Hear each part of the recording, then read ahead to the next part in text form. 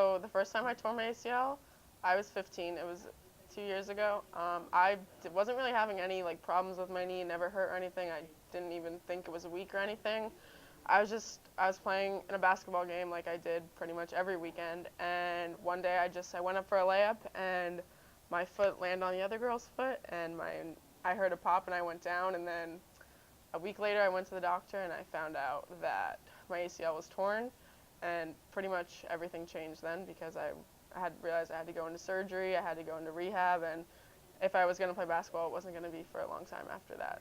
So I rehabbed after the first time.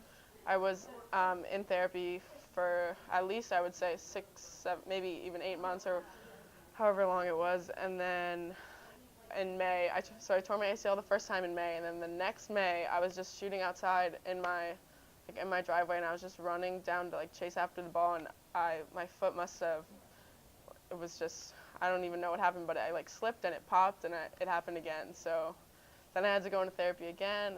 I actually had 2 surgeries then because I tore my meniscus as well, and it was a big mess. So it definitely wasn't just a physical thing, it was emotional too, because basketball kind of was, I mean, when you're 15, you don't really know what your life's going to be, but I loved basketball, and basketball was like my thing, and all my friends played basketball and everything, so, and I was like getting ready to play like varsity, like getting ready for high school season and stuff, but as soon as like that happened, everything, that kind of went out the window, and it really like, it hurts, like not even just physically, but emotionally, and your friends are there and they support you and stuff, but you're basically going through like alone, so it's kind of hard, but going through therapy and like my family, like they were all really supportive and stuff, but it was definitely, I would almost say it was more like harder emotionally than physically. And if I could go back in time and somehow like make sure that would never happen, I definitely would, because it really just like flips your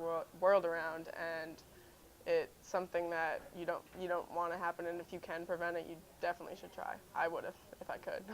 So the first time I didn't go to Robbins, and I liked it. It wasn't as personal as I would have liked it to be. There were a lot of people there at the same time, and I would like get told, oh, go do an exercise, and then like they would come check on me and stuff. But when I was at Robbins, almost every time it was either just me or like a few other people, and I was always like, the therapist was right there, and they were always like, they were always checking on me, and it was a lot more personal, I thought, and they would like check my progress a lot, which I liked. So I felt like they were really like, they really wanted me to succeed, and they were really helpful. I definitely feel a lot stronger than I used to. I definitely learned like even just little stuff, but like when I do squats or when I was like pivoting, they would tell me like there's certain ways you shouldn't turn your knee, or that puts more pressure on your ACL if you don't have your knee this way or have your leg this way. So I learned like little things that you wouldn't know as just like a 15-year-old athlete, but if I would have known before, maybe it would have helped.